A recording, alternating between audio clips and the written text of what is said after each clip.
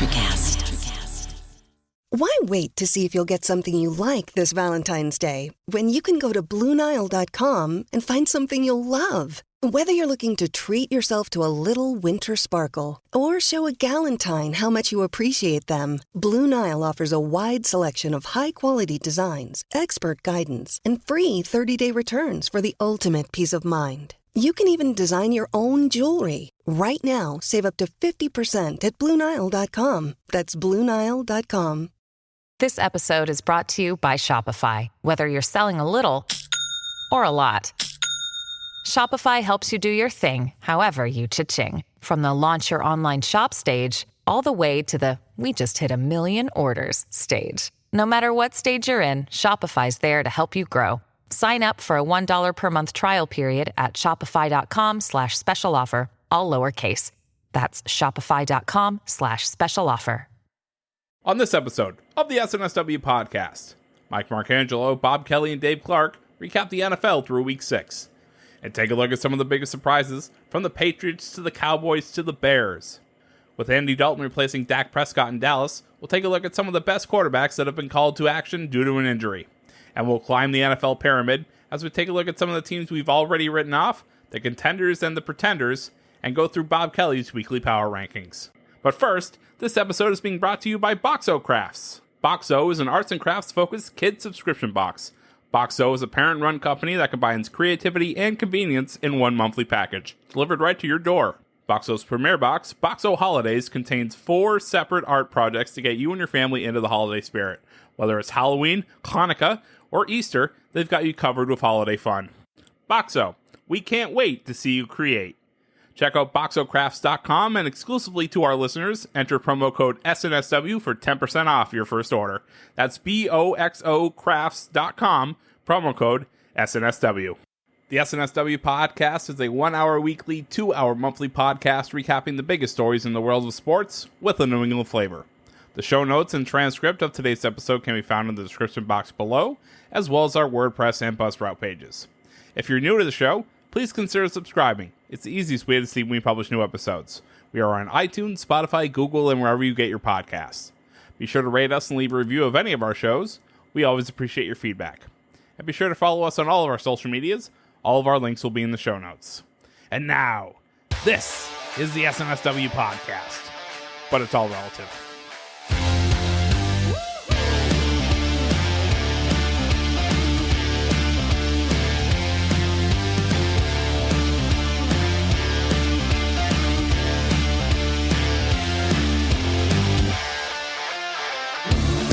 Thanks, Craig, and welcome everyone to episode 12 of the SNSW podcast. I'm your host, Michael Marcangelo, joined alongside by the real BK Bob Kelly and DK Sizzle Dave Clarke. Boys, how we doing? Great, man. Awesome, dude. Great. I love the lively intros. It's great. So on this episode, I'm happy to be here, man. You know I love this. Come on, we spend a lot of time together at this point. That's true. On this episode of the podcast, we're going to be talking about the best quarterbacks to take over due to injury, not named Tom Brady. We're also going to do our Week 7 power rankings in the NFL. Obviously, the Forrest Gump Award, but we are going to start first with our 3 picks of the week for games of the last week of the NFL. I'll go first because I need to get this off my chest. The Patriots losing 18-12 to the Broncos. It was embarrassing. The Broncos aren't a good team, right? I'm sorry to kind of hijack this. I promise I will give you guys the mic, but COVID's not an excuse. One practice should be enough to beat the Broncos if you're the Patriots. So I'll kind of open this up to you guys. Are the Patriots a really good 2-3 team, or is this just what they are from now on without Tom Brady? I can't believe I'm going to be this guy that's sitting here sticking up for the Patriots, and I couldn't believe I was doing it in the Slack either. I just think it was a lot to ask of this team to come in and actually play a solid football game. If you ask me, having a chance to win, am I glitching right now? You guys hear me? All right. For having a chance to the last drive of the game, actually win that football game when first of all, you had one practice for the last 2 weeks. Your quarterback had COVID-19 within the last 2 weeks. You had multiple players on that team who haven't literally seen each other in 2 weeks, and you still have a chance to win the football game coming down to it. To me, you can't ask for more. I know the expectations in New England are always high and it always will be because of what they have been. But listen, this is a new era, and I just think you need to lower those expectations a little bit when it comes to the Patriots, because it's not always going to be like that anymore. You know what I mean? Like, sometimes when it comes down to it, just being able to have a chance to win the game is all you can ask for. And I think that that's something that you have to get used to going forward. I guess my question is, but don't we always talk about, especially in New England, and DK, please feel free to chime in here. You always hear from Patriot fans like me, like, Bill Belichick is enough. Shouldn't he have been enough to beat the fucking Broncos this week? Yeah. I mean, I guess you'd always expect Bill Belichick to come in and win, especially against a team like the Denver Broncos are right now.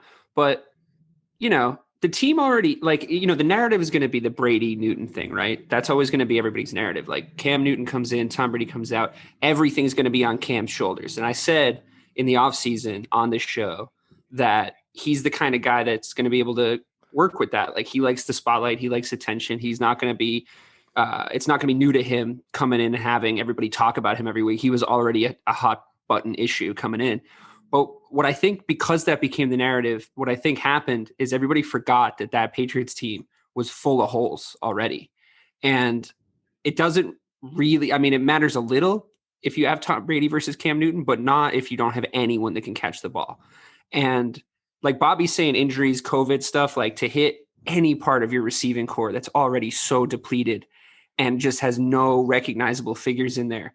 I think, I agree. I think Bill Belichick is enough for most problems, but you needed Bill and Tom together, I think, to solve we have absolutely no receivers level problem. You need like double greatness to be able to do something with that. And like, I was watching the Panthers, Cam Newton's old team, and realizing that they have a bunch of really good receivers on that team. Like, they have quietly a bunch of decent guys that can catch the ball. And I'm like, oh, Cam didn't even have that good of a season last season. Yeah, I guess he's got this chip on his shoulder, but like, new offense, no weapons. This is kind of expected, no? Like, I know as a Patriots fan, you're kind of going like, no, we're always supposed to be good. We're always supposed to be competitive. But like, what's Belichick working with here at this point? I know it's like on him because he like put this team together for the past 20 years. But just on paper, you had to have tempered your expectations a little already coming in. Like, Cam Newton's not going to solve every problem for you. He might even create some. I think just looking at the stat line, like, Cam went 17 of 25 for just 157 yards, right? No touchdowns, 2 picks, 2 fumbles. He didn't lose any, but he did run for 76 yards. He was their leading rusher again, and it wasn't even close.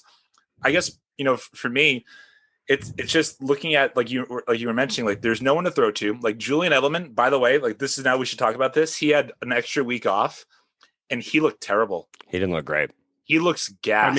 He looked bad last week or the week prior, because he dumped that miss into the secondary's hands, which was an inexplicable Patriots mistake. Never mind a Julian Edelman mistake. You know what I always notice about the New England Patriots? Why they're always good is somebody you've never heard of always finishes the first tackle. Like, defensively, I think you can still see stuff like that. You know what I mean? You still see like them get into their one-on-ones correctly. They're finishing tackles. They're not really that boneheaded when it comes to penalties, even though they're sorting new stuff out on the offense. You can still see the Belichick factor. It's still there, but we still have to live within the laws of physics. We still have to live within a world where, if a Julian Edelman type is coughing up the ball for like easy pick sixes, you're not going to be able to win the game. It's like that stuff wasn't expected. What were you going to say, Bob? Yeah, no, and that's exactly. I just think the Patriots at this point aren't a great football team, and for the expectation for them to be a good, they're good though.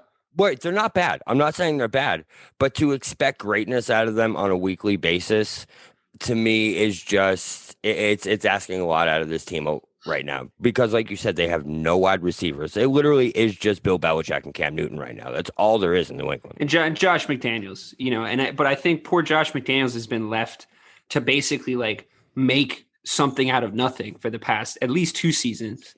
You know, I mean, like the stuff he's trying to come up with on offense, he's an ingenue. Like I get it. He's smart. Even if he does look a little deer in the headlights sometimes, but like, it's just, what's he supposed to do? You know, Cam Newton's out there catching the ball because there's no receivers. It's ridiculous. I just think the Broncos and Patriots are a lot closer when it comes to who they are in the NFL than people think they are, in my opinion. But then Patriots fans think they are, because the Patriots fans that we know, right, exactly. We're like, we should absolutely not be losing to the Denver Broncos. And it's like, are you sure? That's exactly what we were trying to get across. It's like, are you sure though? Because like, I wasn't like shocked. Me either. I really wasn't. And it seemed like the Patriots fan base was floored by it. You know what I mean? You weren't shocked going, I mean, not as a Patriots fan, but just as a football fan, seeing the Patriots go into halftime down 12-3. It made immediate sense to me personally, and Bobby said it first, but it made immediate sense to me because they've been in the news for nothing but COVID-related illnesses and absences, and it can't be fun in that clubhouse right now. You know what I mean? Like that office. Have you ever been in an office where something's melting down?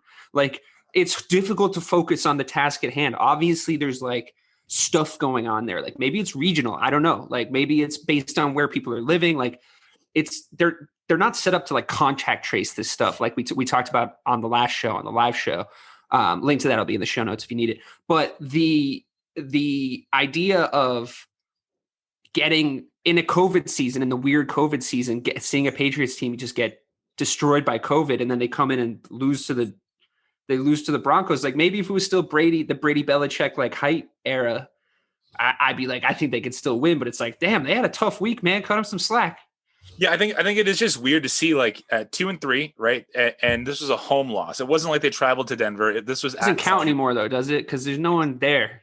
Well, I mean, Patriot fans notoriously are not loud at Gillette until like January anyway. If there's going to be January football this year at Gillette, but that's still such a huge part of your home field advantage. You know, like I just feel like it matters less. That's all. Yeah, I think home field, that's not something that you can make it as a bigger wash just because it was in Foxborough.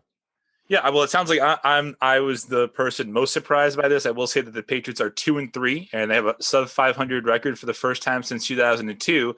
And if you would like to learn a little bit more about that 2002 New England Patriots team, please click the show notes to download the Championship Hangover. I know that's a cheap plug.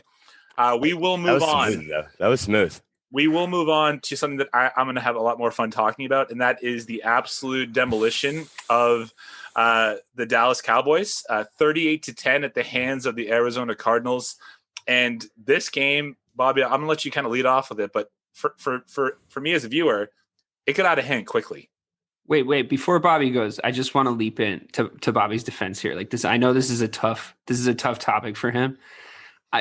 To me, as just, you know, someone who doesn't shit on him for being a Cowboys fan as much as the rest of you guys do, I mean, that just looked like a team who was traumatized. You know what I mean? Like that their leader, their offensive leader got like a really bad injury, like a really horrific injury. And like, I do cut him a little slack for getting blown out the following game. Like that was a lot to take on. Anyway, go ahead, Bob. So that definitely had something to do with it when it came to how they responded to the adversity, the fact that Dak wasn't there. To me, the biggest thing about this game was you're going into it, your star's out, your quarterback's gone. What does the rest of the team do? What do our guys do?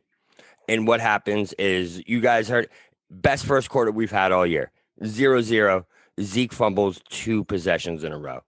As soon as that happens, this game is over. You could see it on the entire team. You could see it in their effort. You could see it in everything that was happening. Is just as soon as Zeke lost it, the rest of the team lost it. And it was just mental mistake after mental mistake. There was no way to recover from that downward slope from there.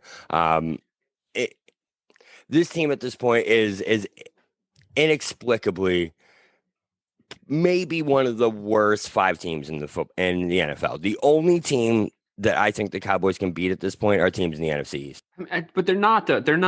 Like they're such an emotional team. Like there's such an emotional, I don't know if it's a group of players or maybe as a franchise as a whole.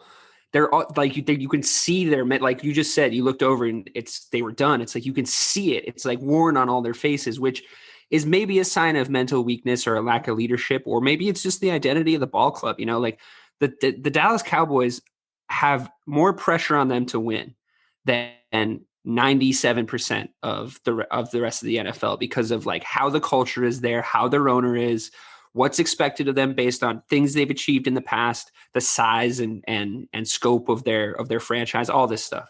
So when you go to play for the Cowboys, you're doing two things. You're trying to win in that pressure, and you're trying to turn around a culture of losing.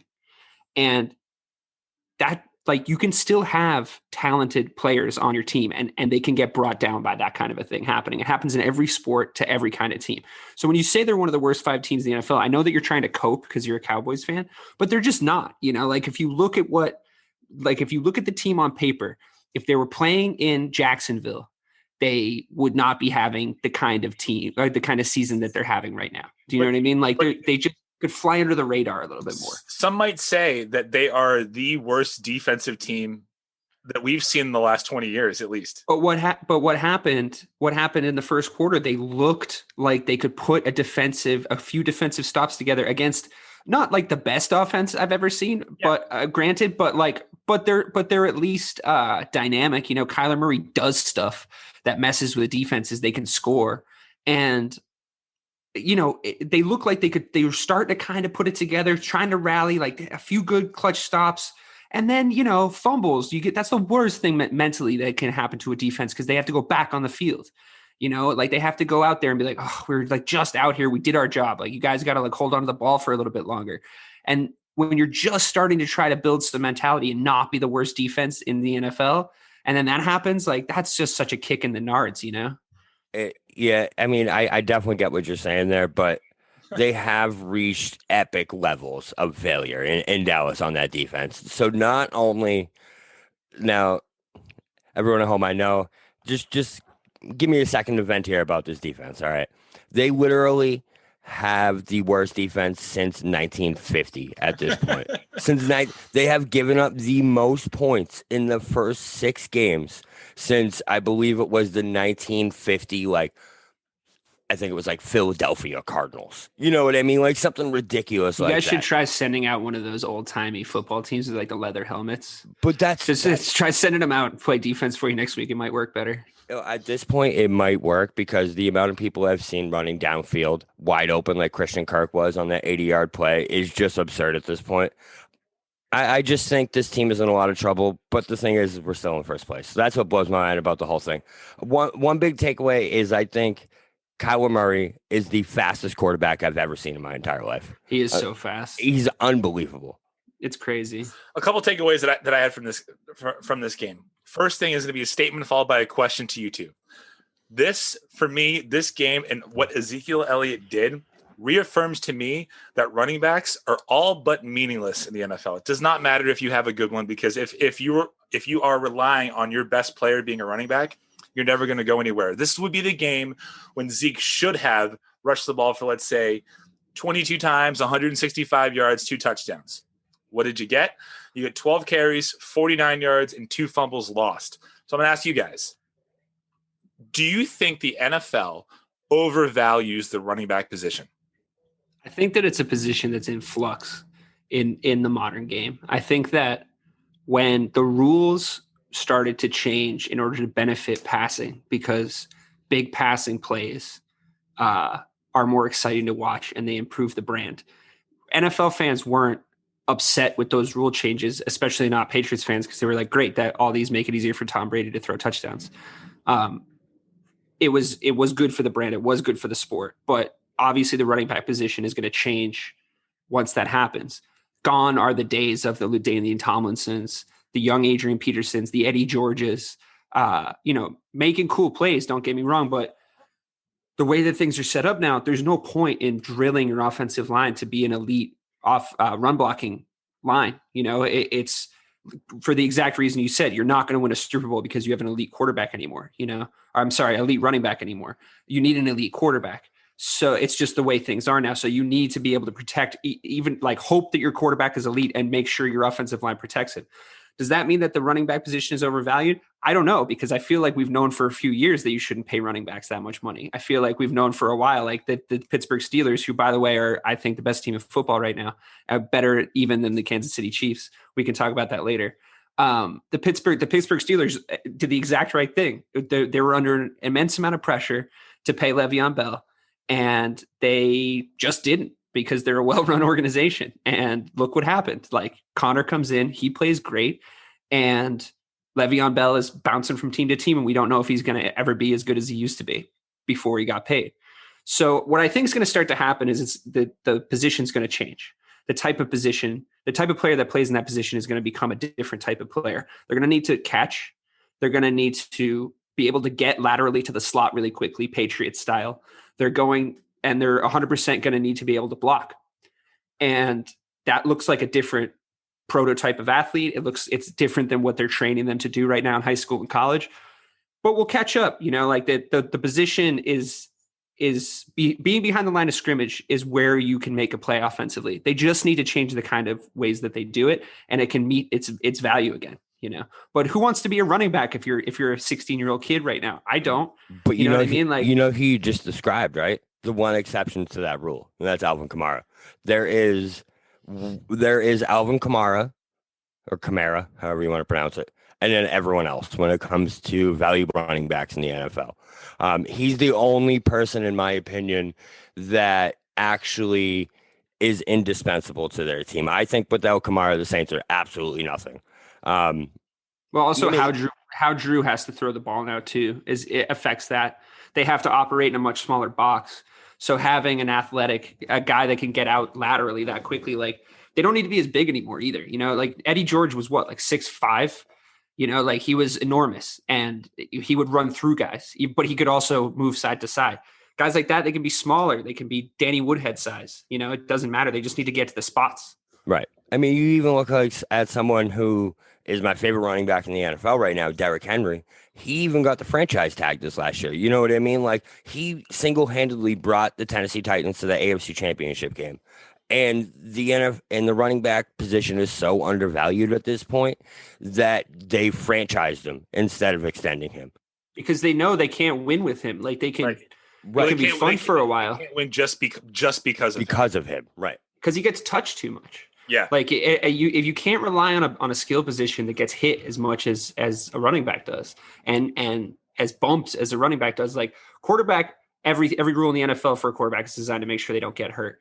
Wide receiver, you don't get targeted on every single play, and you're not running full speed into somebody. You're coming back a lot of the time, so you can, or you're by the sideline, so you can protect your body. Running back, man, I don't want to be a running back. Like, you're just going through the gauntlet of pain every time, and like, yeah, if you're Derrick Henry, if you're an absolute phenom, you can do that, but for how long? Like, that's why every running back career is so short.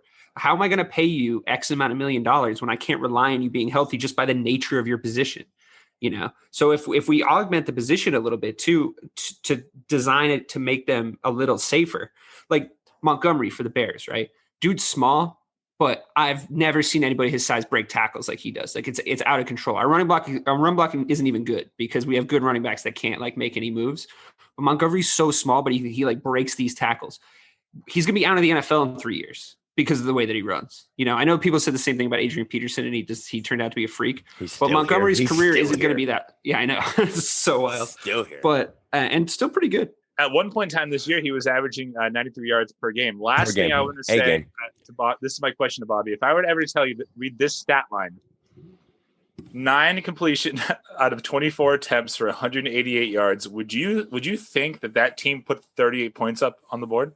Like, that's what Kyler Murray did against the Cowboys. 9 of 24 for 188, 2 touchdowns, 1 rushing touchdown, and not to be outdone, that defense that allows 36.5 points per game allowed nothing in the first quarter and still allowed 38. Did you just hear that? 36.5 points a game.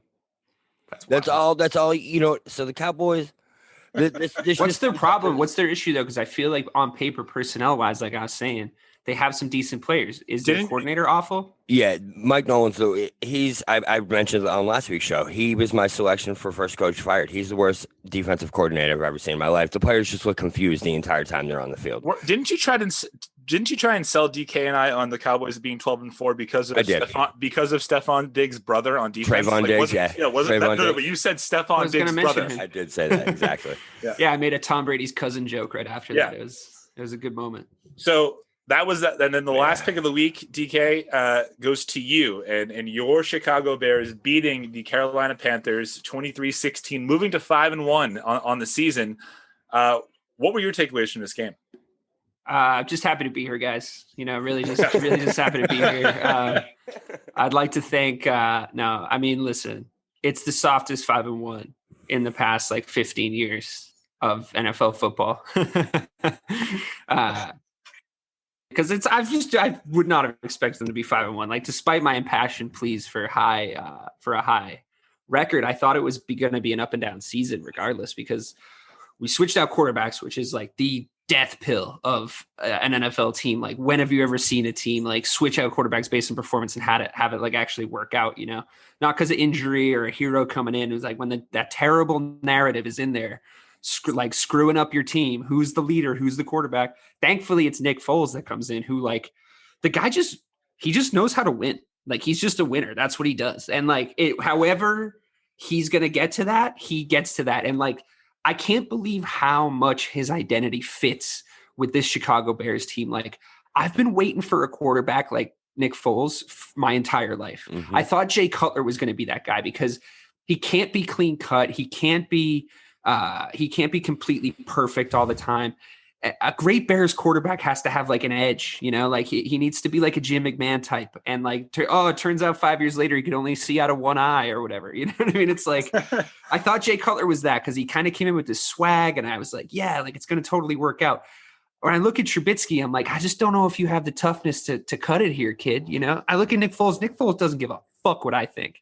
That's what I like about Nick Foles. Anytime he's talking about anything, he's just sit back and watch it happen. Okay. And then the great contrasting narrative of Carson Wentz being awful, where it's oh my God, this is actually coming true. Nick Foles, you should have stuck with him. If someone wins you a Super Bowl, maybe you should give them a job. That seems fair actually. But here we are. I know he had a bad season in Jacksonville, but it's working out so well. It turns out it was a good move, which is something the Bears haven't done in quite some time. But was it really a bad season? Didn't he get hurt? And didn't the mustache? Yeah, didn't the mustache? Oh, was it his first game? Yeah. Really? It was his first game, really? Okay, Minshew came in game one and took over from there. I didn't know it was the first game. Damn. Yeah. I just know he just disappeared for a year, basically, was what happened with my radar of Nick Foles. And when he came in, I was lukewarm on it because I felt, like every dumb armchair football fan, I felt Cam Newton was out there. You know what I mean? Go and get Cam Newton. Good God. He's right there. Maybe Jameis Winston. Let's try him out. But then we went and got Nick Foles. And I was Nick Foles, the guy who kind of accidentally won a Super Bowl. All right. And here he is. And I get it now. I'm with the hype. I like how he carries himself. I like the decisions he makes. 2 or 3 times a game, he has an insane moment. Which is, honestly, it just keeps you on your toes. Because 2 or 3 times a game, he'll throw the ball into a place where it's Nick, where'd you go, man? What happened, dude? So do you really think, you mentioned it, do you really think that it's a soft 5-1? Because I think... Yeah, it is. It's objectively a soft 5-1. We beat the Lions, who are awful, who we all knew were going to be awful before the season started, except not all. We beat, our only real win is against the Tampa Bay Buccaneers, who actually look pretty legit, and we did beat them, but I think we kind of match up well against them too, so... I also think your guys' win against them might be their catalyst for the rest of the season as well. Maybe. I mean, I think we all agreed that the Packers were going to run out of steam, though, right? It wasn't going to be a matter of if, but it was going to be a matter of when. And Rodgers came in pissed off, but is he really that dog that comes in I'm this mad? I feel his personality came in, he played really well for 6 games, and now he's going to be see. It's fine. I'm great. Why'd you draft a quarterback? And it's but he's not a go win a Super Bowl because of that kind of guy, because he's only won the one. I would like to be grouped in with you there when you said that we all picked them to run out of steam, but some might say that I never thought they would collect any steam and that they would finish 6-10. Obviously not. That could still happen. Yeah, that could still happen. Could still happen. But I mean, I think between 3 games, I was saying this pre-show, I just didn't think we were going to get to a point where we ran down 3 games in the course of a week in the NFL in 2020, where the Bears would be the 5-1 team, and the Cowboys are 2-4, and the Patriots are 2-3. So, I mean, Dave, your team is the best out of the lot here. So, kudos to you. Thanks, man. I mean, even the year the Bears went to the Super Bowl, this is like my like irrational inferiority complex talking, but even the year that we went to the Super Bowl, we weren't even really as good as the Patriots, who like lost to the Colts that year. I don't know if you guys remember that AFC championship. They kind of just blew like a 20-point lead, but it's no big deal. That was just Peyton Manning, though. Peyton Manning that year wasn't losing to anybody. That could have also been the fact that they turned the heat up in the RCA Dome and pumped it in crowd noise. But yeah, I'm sure Peyton Manning just wasn't going to lose to anybody that year. You're right. Wow, Patriots fans and conspiracy theories. It's like coming in. It's like peanut butter and jelly. Oh my god! Some of the things that we've also seen this year are quarterbacks, like big name quarterbacks, Dak Prescott, go down. Thanks. And now someone else has to step in and take over. And it kind of got us thinking, like, who are some of the best replacement quarterbacks, whether it was, the first game of the season, could have been throughout the season, or even in the preseason that had to take over. So I'm going to throw out a couple of names for you, because this is a pretty big list. Dak Prescott, Tony Romo, Kaepernick, Steve Young, Doug Flutie, Kurt Warner, Matt Castle, Randall Cunningham. Out of this list, obviously not Tom Brady, who do you think is the best story? And I'm going to give you a caveat here. Nick Foles should be on this list twice. I put him on the list. If you guys remember, when Vic got hurt, he came in and threw 7 touchdowns against some stupid team that week and led that team on to victory the next 3 weeks before. Does Aaron Rodgers not count? Because that's not what happened? No, Brett Favre he retired and then unretired. Then he retired. Yeah. Because I was like, but he played again after that. But okay, he retired. All right, fair enough. He doesn't count. I mean, Tony Romo, as much as I shit on him, he was a revelation for the Cowboys when he came in. I think he played like really uniquely. It was a fun story. The whole thing with the holding the ball happened. And he's still around. He's still in our lives. I mean, it was hilarious. But that was the same year, Bobby. That was the same year. It was the Tony Romo season. Every single week, either Tony Romo comes up dropping that football, Des Bryant's catch comes up. Well, you guys need to stop doing such hilarious shit. It's crazy, man. It's unbelievable. That's what I'm saying. Like when the spotlight's always on the Cowboys, the camera's always on them. It's cultural. It's in the DNA of the team. Someone needs to come in and change the culture in order for you guys to win, and that's not an easy task. It's a very difficult thing to do in any sport. If you remember, that was the year that Bledsoe was the starting quarterback for the Dallas Cowboys. He got benched. Romo comes in. He takes him to the playoffs against Seattle. Bobby, we all know what happens. So he's on the list. But it was Bledsoe. Bledsoe must have like magic injury pixie dust for quarterbacks or something. Every time he gets subbed out for an injury, it was very close to the same kind of hit too, which was funny. Yeah. Did you think you were going to get the next Tom Brady because of like the context of it, where you were like, "Oh my God, it's happening to us now," and then it just turned out to be Tony Romo? Don't get me started on if Tony Romo was in New England take. All right, listen, that's a whole different show for a whole different day. All right. So, Kurt Warner, obviously a feel-good story. Also, honorable mention. Oh, he is on the list. You said him. Okay, I think the winner's BD, man. I think it's Big Dick Nick. I think he's the winner of this because it's either him or to throw it back, Frank Reich, the greatest comeback ever, taking over from Jim Kelly in the playoffs. I mean, that's got to count for something. I think Nick Foles should win if he's going to win. It's because he got ousted by his team right after he did it too. He couldn't on his shoulder. He couldn't be the more personification of a backup quarterback. You know what I mean? Like, he had the chance to start, couldn't do it, got hurt, sucked. Went to Chicago, was the backup again, is the starter now 5-1. Took over for 2 injured seasons with Carson Wentz and brought both teams to the playoffs. He was also ousted out of Philadelphia twice. Like he took over for Vic, then went to I think the Rams. Then his career fell off, comes back, wins him a freaking Super Bowl, and then is gone again. I guess I do want to bring up Doug Flutie. And I want to bring this up because I think this kind of goes unmentioned a lot. That 1998 Buffalo Bills team was terrible. Rob Johnson was awful. Flutie brings him to the playoffs, and then Bobby's favorite coach, Wade Phillips, benches him and starts Rob Johnson in the playoff game, and they went on to lose. And obviously, but the Bills are just terrible. But I think Flutie and Kaepernick, man, that Alex. I think when he came in for Alex Smith, I mean, he had a great season that season. He brought them to the NFC title game. I don't know. It was a Super Bowl that year. Yeah, because they did bring them to Super Bowl. Yeah, they lost. Yeah, they lost the Ravens. But well, the weird thing with him, I think, was because he came in and he was like older, right? Like he was a little older when he started, like that season, right? He wasn't like 21. He was like 27 by that point, right? Or am I completely making this up? I think you're making it up. Yeah, I think he's like 27 right now. Yeah, he was 24. Really? He was part of the 2011. I thought there was a whole thing with baseball with him where he like played baseball for a couple of years. Did I have a dream? You know what? No, I think he might be. He could have been, but he wasn't that much older than like Russell Wilson because they were in the same draft class.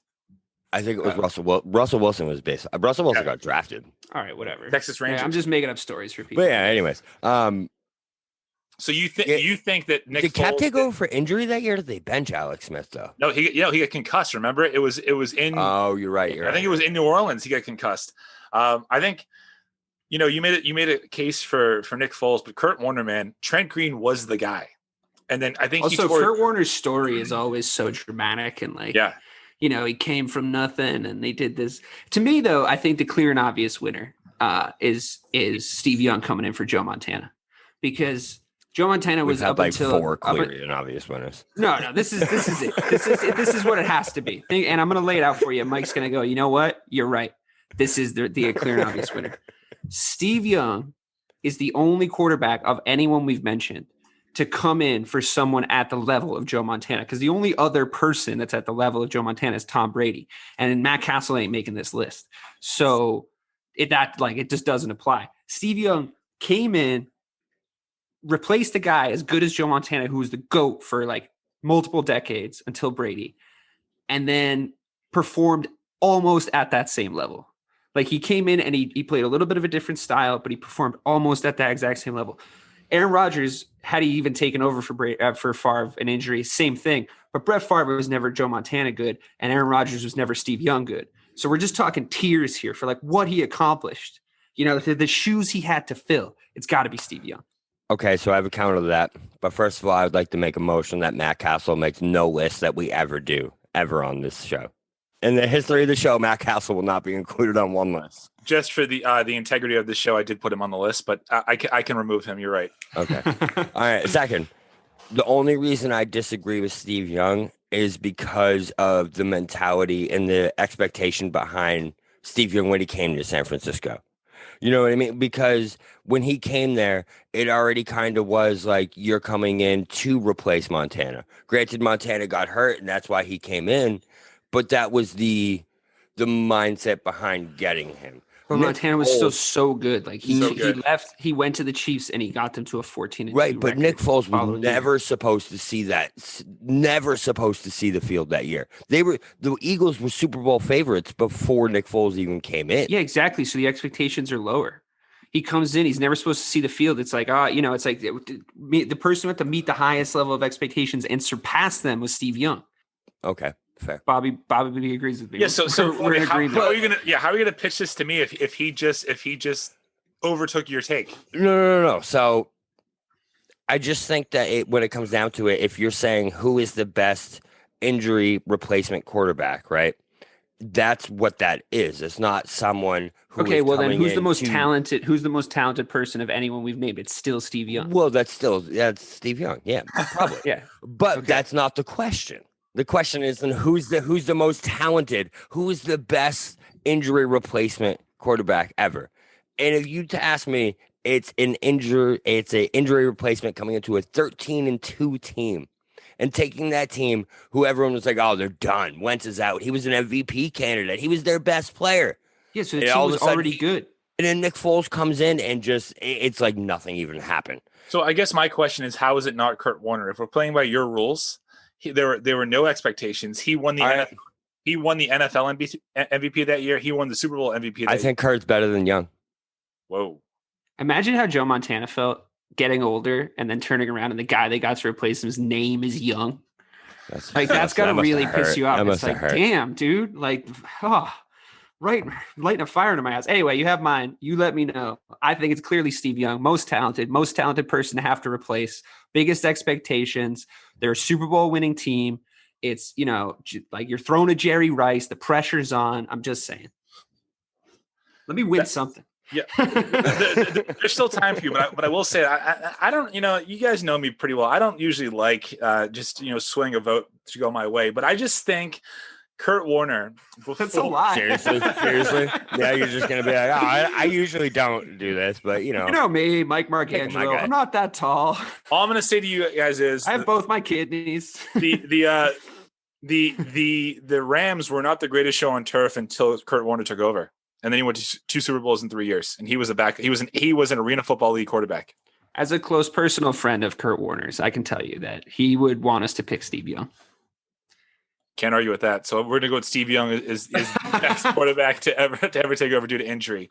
He met him once. Yeah, well, it was for like 4 seconds. How many times did you meet him? Once for like 4. I met him once, and I worked with him for an entire day.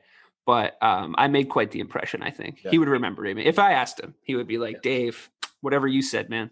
That feels right. That feels right. All right. So moving on, what we're going to do here is, because I love a good debate and I love deciding the winners and the losers here. We're going to do ourselves a Week 7 power rankings, and how this is going to be the top 10 teams, the middle of the road teams, the no chance teams, and then there's going to be 2 teams that should probably go without mention, but we're going to mention them anyway. Bobby, give me your worst 10 teams in the NFL by ranking through Week 7, starting now. All right. So to me, there's one team that is by themselves in their own tier, and that is the New York Jets. This team is the worst team in football, and there's no doubt about it. I don't even think you could put them in the going nowhere, because they're going worse than nowhere. They're number 32 without a doubt. Agreed. Okay. Agreed. 31. To me, I think it's the Atlanta Falcons. I think what they have shown me so far this year is absolutely nothing except for blowing leads. I know they have finally kept the lead this past week. I just think what I've seen from them, I can't put them higher than the teams I had ahead of them on the list. No way. I disagree so hard. They just blew out. Who did they blow out? Who did they just play? This is your take, dude. No, I just was so shocked that he said the Falcons. Minnesota, who's also a garbage team. Yeah, okay, no, they're also not good, but you're like, whoa! I can't even fathom this. Like they were first of all, yes, I get that the fourth quarter comebacks are bad, but they fired their coach. Like that was obviously the issue. They still have Matt Ryan, who's still a top 12 quarterback. And how are they worse than the Jacksonville Jaguars? How? Because I don't think the Jaguars. I think there's a lot of teams in this league that are worse than the Jaguars. I think there's a few, maybe not a lot. There's a few teams in this league that are worse than the Jaguars. How are they worse than the Washington football team? I will be. Washington football team are not blowing anybody out anytime soon. Okay. They're not going to blow out the Minnesota Vikings or anybody. So Dave, who's your pick for number 31? Yeah, who's your 31? Jacksonville and Washington are my next 2 because they're so bad. They're so bad. So I'll give Washington as 31 because after seeing them lose to the Giants, they were my next team. After seeing them go down to the Giants this past week, or coming up very soon. Yeah, the Giants are not far away. Coming up very soon. Yeah, I'll give the Washington professional football team 31. Wait, spoiler alert though. Where did you put Jacksonville? I have Are they them, like 11th? Because we should just talk about that for the rest of the podcast. They're 26. They're 26 to me. Okay, fine. So I have so I'll put the Falcons 1 up. Can we give the Falcons 30? Yeah. Oh yeah. Can we give the Falcons 30? Well, but for talent, no. But for what they're doing, yes. Okay. So then to me is the rest of the NFC East. I go Giants, Eagles, Cowboys. And my rationale here is I was looking at the teams ahead of them, and there was not one team in my head that I thought the Cowboys could stop from scoring 30 points. I think the only teams that you just mentioned that the Cincinnati Bengals are worse than are better than are the New York Giants. I think the Cincinnati Bengals are worse than Philadelphia, and I think they're worse than Dallas. But listen, you know what? I'm completely irrational on this. So like I was doing this list and I was like 100%. This is a completely irrational decision.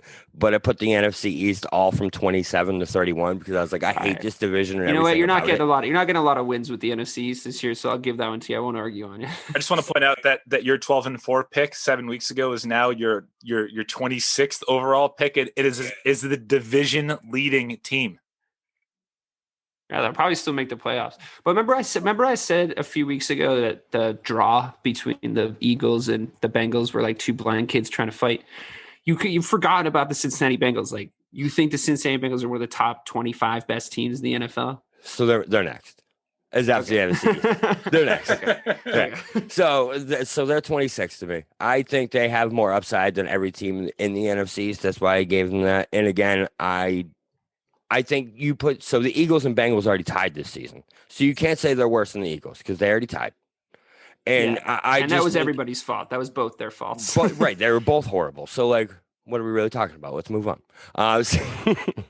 Then we have the Broncos 23, Texans 22, Chargers 21.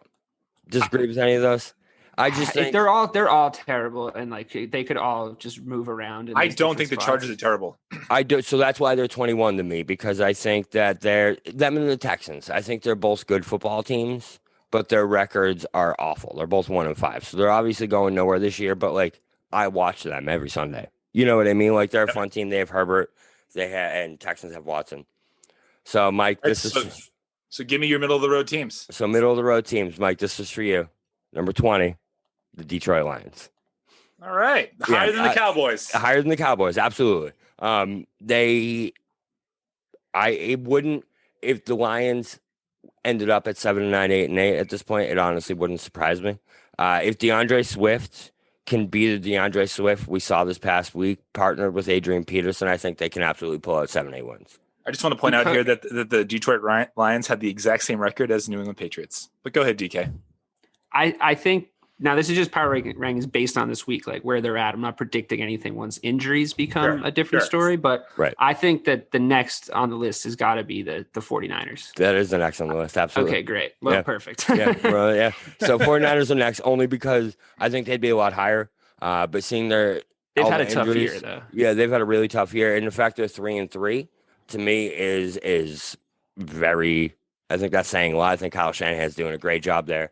Then we have the Panthers 18. A lot of upside with the Panthers.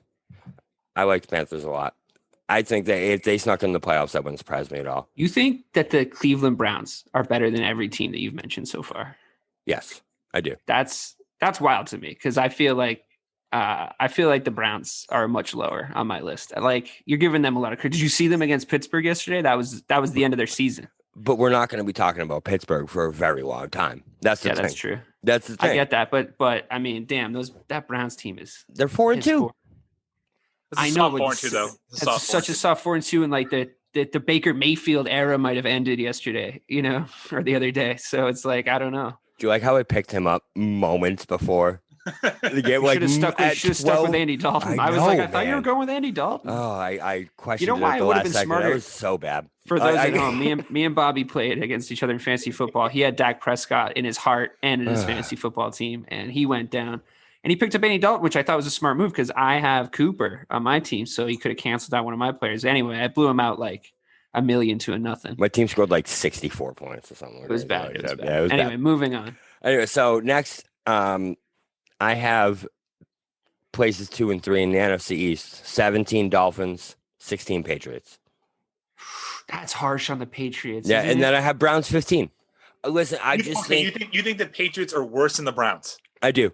I think if the Patriots and the Browns play each other this week, the Browns beat the Patriots. I can't accept that. You're out of your mind, dude. Why am I out of my mind? You also think that the Patriots are worse than the Colts? I think the Colts beat the Patriots too. I think that's a close game. I think it's like 12-9. I can't. I think it's like 12-9. But Phillip Rivers is not good. But everybody knows he's not good. But he was pretty good last week. But that leads to the Patriots good? Are the Patriots a really good? bad pick the week before that? All right, fine. Are the Patriots? You can't write off the Patriots. It's a recipe for disaster. You can't. You're gleefully celebrating their downfall, and it's too soon to celebrate. Do you know how good it felt to put the Patriots at 16 in the power rankings? Like I typed it, and was like, this actually isn't a terrible take. And I put it in. It was great. I think they're the 12th best team in the NFL still, at least. But I agree. I agree with Dave. You think it's 12? Yes. All right. Listen, like I said, I did not do these with emotion. You know what I mean? Like I was typing them, I was like, this is all right. fun. Who's next? So Browns 15, Colts 14. Then to me, the surprise of the entire NFL so far, the Oakland Raiders, I have a 13. I've seen a lot. DK, I know. So. Listen, I know you hate it. For no reason, too. For no reason. I can see you squirming. It's not for no reason. He's a pretty good coach. He's not. He's an idiot. He's a stupid idiot. And it's just because he won a few games at the start of a weird idiot-filled NFL season doesn't mean that it means anything. He brought two teams to the exact same Super Bowl in one season. I mean, that Super Bowl was him. It was the Raiders versus the Bucs, and that was all Gruden. And then he mimicked the quarterback in practice. What a much skill that takes? Stat, I feel like I'm taking crazy pills with how everybody likes this guy. It's just how can you not like him? I listened to him speak as a pundit for years, and it was like somebody was hitting me in the head with a 2x4. Like I felt like brain cells coming out of my nose. He's better than Brian Greasy. Oh yeah, for sure. Sure. Yeah. I mean, that's not any standard, but also it's like he was yee-hawing his way to all his NFL takes. Fine. Give me the top 10. I'm more interested in the top 10. All right. So I have after this past 11, I have the Cardinals.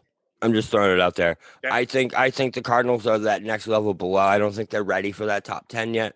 But Cardinals are 11. 10 Rams, 9 Bills, 8 Bears, 7 Packers. Whoa. 8th? I have 8 Bears. And I think that was generous. Saints are better than them? I had the Saints at didn't I say the Saints? Yeah. I said the Saints were at 13, didn't I? No. Or 12? The Saints are at 12. Okay. I think we skipped that. Okay, that's fair, I guess. No, the Bears at 8th? No. Okay, let me hear the 7 teams you think are better than the Chicago Bears. The Packers? No, they're literally behind us in that same division. But when they play each other, do you think? Yeah, we love beating the Packers. It doesn't matter how shitty our team is. We love beating them in the regular season. And like Aaron Rodgers is like basically done. I told you. Listen, whatever. I'm the Packers next. What's number 6? Listen, I had a tough time putting the Bears ahead of the Bills and the Rams. I know that's ridiculous. Yeah, they're definitely better than those teams. How can they're definitely better than the Rams? They're 100% better than the Rams. What? Plus, if they play the Bills, you want to talk about head-to-heads? Like we're perfectly matched up to play the Bills. Like that's the exact team. The Bears are the last team the Bills want to play. I promise. So, who are your 7 teams that are better than the Bears, Bobby? Okay, so the Packers, the Buccaneers. We beat the Buccaneers. This is so aggravating. Okay, go ahead. Listen, but so what do you really think the Bears are a top 5 team in the NFL right now? We're talking about current power rankings. They beat the Buccaneers. How can the Buccaneers be better than them? Because the Buccaneers, listen, if we're going off last week alone, the Buccaneers just blew out the Packers. And I think that Bears loss is going to be the catalyst for the Buccaneers moving forward. The Buccaneers had 13 penalties against the Bears. Against the Packers. That's because they're just not. But then against the Packers, they had 0. They had not 1 penalty that entire game. The Packers didn't know how to get in their head, bro. That's not it. No. They were scared of that defense. Tom Brady finally was like, listen, Bruce Arians, this is my fucking team. I'm taking this team over. And that's why I think where do you get these narratives from? It's like you're so 100% sure this is what happened, like you were there. I was there, dude. Me and Bruce are boys. All right, but then so Titans 5. The Titans are not better than the Bears. Yes, they are. Yes, they're not. Yes, they are not. The Titans. I would argue that they are the flavor of the week, my friends. They are the flavor of the week. So they've been the flavor of the week since last year in the playoffs. Oh, you know who's the best coach ever? Mike Vrabel. I don't even think it's Vrabel. Look, he's a good coach, but he's got a stupid face. Like, isn't that crazy? Like, come on, get out of here with that. They got Derrick Henry, who you said yourself out of your lying mouth that could not win them a Super Bowl. So, like, get out of here with that. Fine. Titans, I'll accept. Go ahead. mean, as long as we're using love this. words, I hold love on. this. As long as we're using words against each other, you did yourself, Dave, say that the Bears are a soft 5-1. You did. I get to say that. You guys don't get to say that. I get to make fun of them. When you guys start going at them, I have to defend them. In here, I got shit for putting emotion into my power rankings. Okay, so then my top 5 Titans. I have the Steelers at 4. I can flatly disagree with that. I love the Steelers, but I don't think that they have done enough to put them ahead of the next 3 teams. And those are the teams that I think have separated themselves above the rest. I have Ravens 3, Seahawks 2, Chiefs 1. And so let me, before you go, reason I think those 3, the Ravens literally have not lost a regular season game to anyone except for the Chiefs since last year. And if you're talking about that loss counts for 2. That was a bad one. Did you see it? Because they got spanked. But it was a loss to the defending champs who shown don't look that good this year. But now I think showing you can win ugly is a more of a positive than it is a negative. Oh, well, if that moves you up the list, then the Chicago Bears should be higher than they are. Because we're the ugliest winning team in the NFL right now. So you think... But you need to win pretty sometimes. Once in a while you got. Isn't it plausible? Isn't it plausible that the Chiefs could just as easily be 3-3 as they are 5-1 right now? Agreed, 100%. But they're not. Agreed. Those games have been close. You know, who looks like real winners though is the Pittsburgh Steelers. I think they're number 1. Like that 5-0 is a strong that's a strong record. You know, and I know it's weird because they like missed that week and everything's strange now, but like. Come on, they're good. Juju Smith-Schuster is like their lowest performing wide receiver right now. Ben's having a great season. James Conner's looking good. That defense is absolutely elite. You knew they were going to be kind of good too because like they kind of put it together. I know they were 8-8 or 7-9 or whatever last year. But Ben went down and that defense still won them a bunch of games. Like the best defense in the NFL right now belongs to Pittsburgh Steelers, which makes them the number 1 team, I think. So go ahead and pitch me both. That you each have 30 seconds. Pitch me your number 1 team. I just did. I just 100% did. It's Bobby's turn. Bobby. Wait, I had a response to that, though. I just think it's the Chiefs. I think until something tells me differently, this team is the favorite to win the Super Bowl going forward. They've shown they can win. What an exciting take, Bobby. No, but they've shown time and time again that they can win in so many different fashions. The best team Listen, will you let me give my take? I got 30 seconds. I can't win a take if I don't get to give it. But no, like when it comes down to it, they win games. You know what I mean? They win ugly, they win pretty, they come back, they blow people out. They have shown that no matter what, they can win in any circumstance. However, I don't hate the Steelers as number 1. I honestly, if I'm being fair, I don't even give a shit if I win, to be honest. Being fair, I had the Steelers 1. But then I sat here and I looked at this and I was like, those 3 teams at the top, I can't put them ahead of the Chiefs because the Chiefs are those Super Bowl champions with Patrick Mahomes. So I just feel like that's something in their back pocket. You can't put them ahead of the Seahawks. Well, we're talking. It's the power rankings for this week. It's the power rankings for this week. It's not a prediction. You know, like I think Devin Bush getting injured is going to knock him down the power rankings anyway because he's like one of their best linebackers. So, and he's done for the season, I think. So, You know, is that official? I think so. Last I heard, that's a big and that's that's big. But they still have a dope. They still have a dope defense. You know what I mean? They still have Minka Fitzpatrick. They still have that like 7 of the 9 Watt brothers or whatever it is they have. But it's, you know, I'm not saying they're gonna win the Super Bowl. I'm saying after this many weeks, they've looked the most convincing. You know what I mean? Like the Chiefs. Yes, the Chiefs have won games, but they haven't looked as convincing as they did even themselves last year. And to me, they haven't looked as convincing as the Steelers. Okay, so how about this? Either way, I'm okay with them being 1-2 either direction because I think those are the 2 best teams. Yep. Wow. Right. So Bobby. Amicable. I'm not okay with that, so I should win. I want the Steelers to be number 1. No, I'm just kidding. I think I agree with probably 28 out of your 32 picks. Number 1 was not it. The Steelers are the best team in the NFL as of 7, so that one's going to be to DK. You still have it. You still have a shot to win something though, Bobby, because now it is this week's Forrest Gump Award.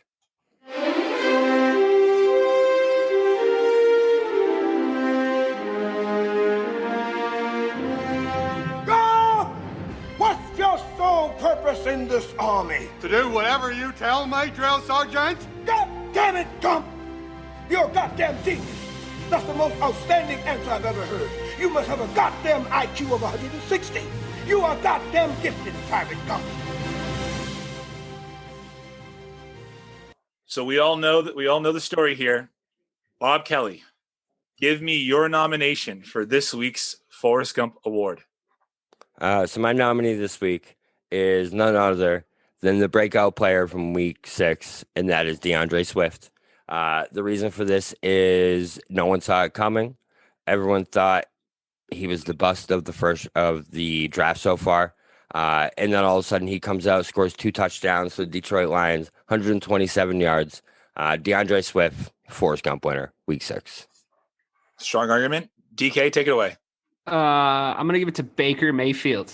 He has a University of Oklahoma education. He's got these great endorsement deals with some cell phone company where he pretends to live at a stadium. He's supposed to be the leader of a beloved Cleveland sports franchise. And he went out there and he made everybody look stupid. He's supposed to be a smart guy. And the smart guy knows that you can't be the quarterback for the Cleveland Browns or any Midwest team really and go out there and get embarrassed like that by the Pittsburgh Steelers. That kind of spanking is completely unacceptable, and Baker should be hold himself to a higher standard. Smartest dumb guy of the week, Baker Mayfield. All right, convincing argument. So drum roll, please. The winner of this week's Forrest Gump Award is DK Sizzle Dave Clarke. I won one? Yes. That yes. was a fix. The fix was in. The fix was in, dude. I haven't won a Forrest Gump ever. Yeah, exactly. It's a pretty compelling argument, and I do love an underdog.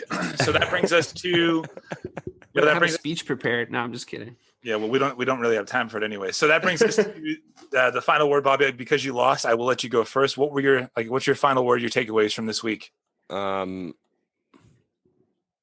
Fire Mike Nolan. That's all I got to say is please have some mercy on my goddamn soul. I'm so done with every single year being the same Cowboys season over and over again. I literally feel like I'm living in Groundhog's Day. Just get rid of Mike Nolan and give me some mercy on this season, please. It's depressing, I know. I'm sorry. Sizzle. Geez, somebody put this poor bastard out of his misery. For real. Oftentimes on this show, I decide to change my mind and my emotions about stuff while it's happening. And I just like to thank you guys this week for really getting me fired up about the Chicago Bears. I came in a little reticent, a little timid, if you will, like, come on, guys, I know it's a soft 5-1, but then once you started to tell me that teams, like the Tennessee Titans were better than them, I realize now it's bear down. I'm all in. You can't take it away from me, this 5-1. And I think all you got to do is win games. It doesn't matter what it looks like. And I don't need to take the Bears games to the prom, but she'll do. So keep winning, Bears. Keep winning. I'm glad we could do that for you. Yeah, I feel honored. thank you. Really happy to be here for you. My final word is, 2-3 New England Patriots. There's no need to sound the alarms yet. The AFC East, I promise you, will still show up to be the AFC East in November, December. You do still have Bill Belichick. I think you are still going to make the playoffs. So there's no reason to worry. So for the real BK, Bob Kelly. Yes, DK says Craig, save that clip so we can play it juxtaposed to crying into the microphone in like 6 weeks. The 2-7 New England Patriots.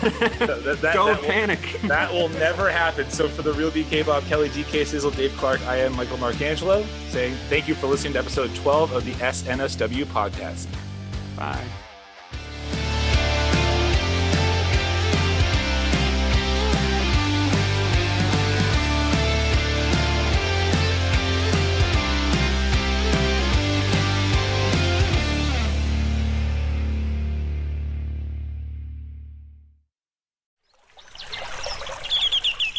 Are you passionate about saving the planet for future generations? Do you want to learn how to do it? If yes, then you need to tune in to the Nature Backed podcast. It's a talk show covering the changing world around us, from renewable energy, sustainable agriculture, circular economy, to ESG and social innovation. Don't miss this opportunity to discover how you can join the movement and make a difference. Subscribe to the Nature Back podcast today on your favorite platform and get ready to be amazed. Hey, it's Tim from 50 Years of Music with 50-Year-Old White Guys, the comedy podcast you had no idea you needed. Join Ben, Jeff, and me as we continue our musical road trip back through the years and around the globe. See, just when you thought all white guys were like Joe Rogan, you come across three educators trying to remember when we were cool. 50 Years of Music with 50-Year-Old White Guys. Electricast. Electricast.